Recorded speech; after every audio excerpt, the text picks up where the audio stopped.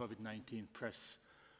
Almost 4 million cases were reported to WHO last week. And on current trends, we expect the total number of cases to pass 200 million within the next 2 weeks. And we know that is an underestimate. On average, in 5 of WHO's 6 regions, infections have increased by 80%, or nearly doubled over the past 4 weeks.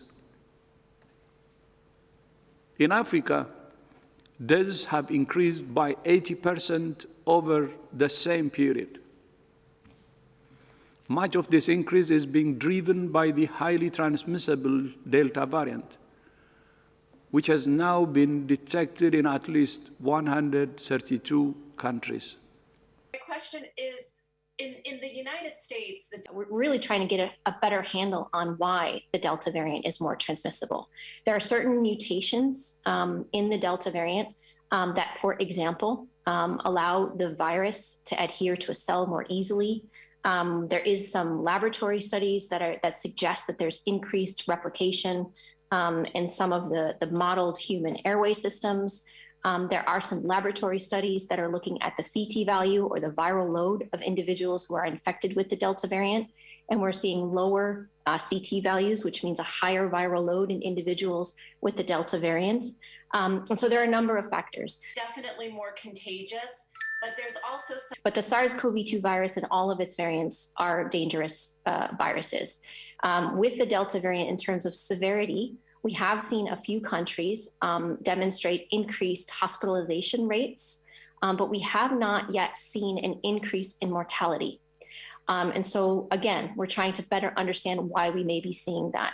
But the Delta variant, in terms of people who are infected with this variant, it has not yet translated into increased mortality. About the Delta variant being transmissible, as you've seen. There's no magic dust. It's been the way for the last 18 months, and people keep asking for magic dust. It doesn't exist.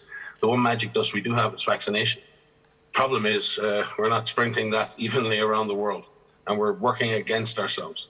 So from that perspective, Delta is a warning. It's a warning that this virus is evolving, but it's also a call to action that we need to move now before more dangerous variants emerge.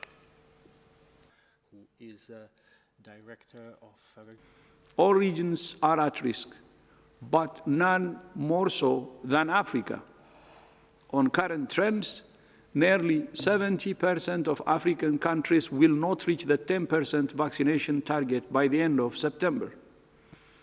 Around 3.5 million to 4 million doses are administered weekly on the continent, but to meet the September target, this must rise to 21 million doses at the very least each week.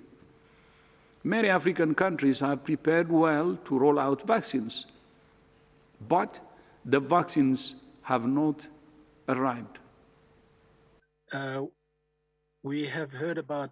And so if there needs to be a shift in our prioritization, it's not in terms of our target groups, who we're vaccinating. The shift needs to be in where we're vaccinating, that we need to look at vaccinating. Great, we've covered the high risk and highest older populations, health workers, et cetera, in the high income countries. We need to make sure we are doing it in the low income and other countries. So before we start moving down age groups, we need to look geographically at what we're doing.